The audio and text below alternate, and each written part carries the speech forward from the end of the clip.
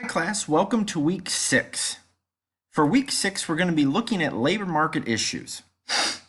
The labor market is going to be looking at the supply and demand of workers, the challenges workers will face.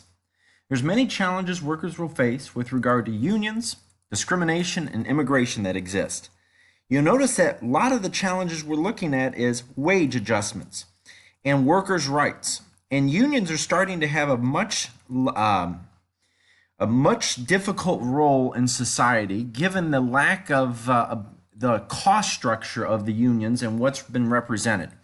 When you look at unions, we're going to be looking at some of the laws, why memberships have declined so dramatically, and why the role of unions have started.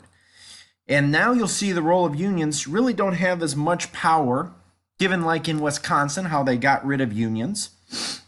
And you'll notice that there's more laws that help with regard to that.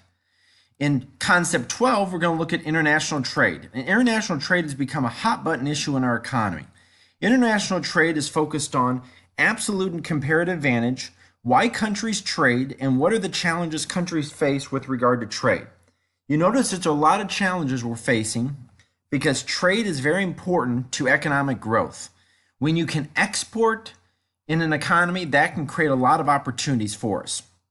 So intra-industry trade between countries is very important. We want to look at how to create trade opportunities within countries.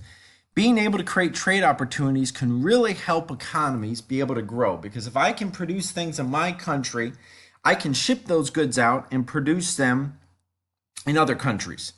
And we want people to want our goods. That's very important. Having the ability to people for want our goods is something that we look at. So those are some of the concepts we're looking at this week. I look forward to your efforts.